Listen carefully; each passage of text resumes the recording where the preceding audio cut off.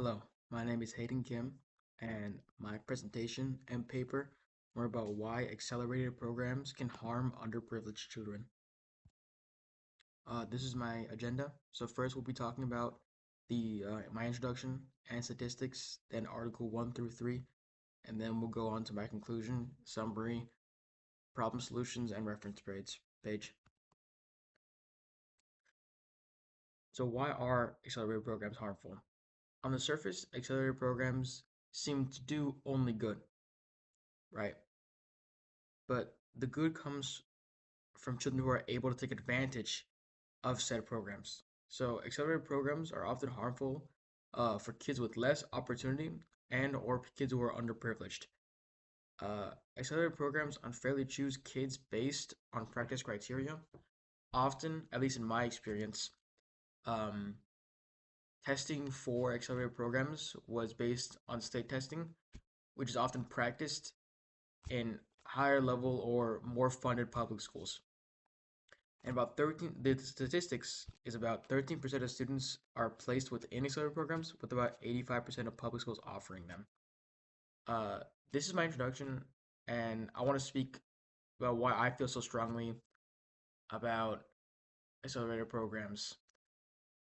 When I was younger, I was also put into an accelerated program around the third grade, and many of my friends around me weren't.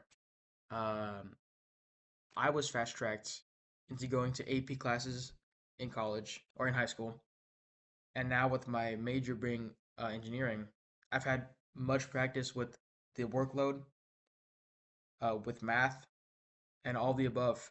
And I see a lot of the kids or a lot of the adults around my age don't have the same practice and are often left behind, like some of my friends are, some of my peers are, in these math classes or physics classes or whatever classes because they haven't seen or been taught to practice and been given this workload or seen the math or seen the material ever. Well, I was given unfairly, I think, the opportunity to see all this stuff early on versus children who are not able to. As high school, if you're not in AP classes or honors classes, the teachers often generally don't care that much and just want to pass you on to the next grade and into college so you're out of there. So, what is known about this and social issues and social implications? Often, kids with less privilege or less opportunities they are less likely to get into the accelerated programs, right? Sometimes these children are not only denied because of their intelligence, but often have other factors playing into it. These other factors can include uh, not having enough food at home, not being able to stay after school to be tutored, having to make the bus so they can't stay after for these after school programs. A lot of external issues that could be playing into basically it's a lot of external issues that could be playing into their ability to learn and show it in school. Accelerated programs are a social issue because there are many who are not smart enough or who cannot access the resources meant to help children succeed. The the saying of not being smart enough is a little poorly worded.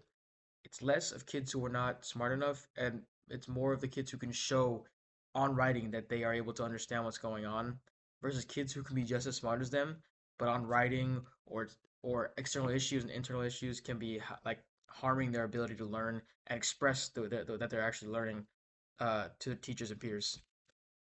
Uh, Article 1, the title is Wealth and Income Disparity. The first article highlights how income can disproportionately affect children. Wealth, not only at a personal level, but at a district-wide level, can affect children's ability to learn. It is true that accelerated programs are meant to help children. Oftentimes, kids who are just as smart as their peers have many external or internal conflicts that can inhibit their ability to focus or other tests after school, often making them act out and lash out while in school. To prove how wealth affects children, this quote states, when those levels of wealth are just so low, there are not many resources to provide for them. This quote shows how wealth can disproportionately affect children's ability and how they learn. Article 2 is about child and adolescent behavior. This article is about how the behavior of children can be misinterpreted. to people on the outside, their peers, and especially their teachers. Kids in long-standing financial crises can often be understood for rowdy, lashing out, or not as intelligent as their other students. Children's learning often depends on the teacher teaching them. Teachers need to be able to understand their conflicts, but often in these underprivileged areas, there are not enough high quality teachers or they are overworked and underpaid. So they aren't given the time to go through each kid and recognize that these children are having external issues. And it's not that they are not willing to learn, it's they don't know how to learn given their external issues at home and the issues at school.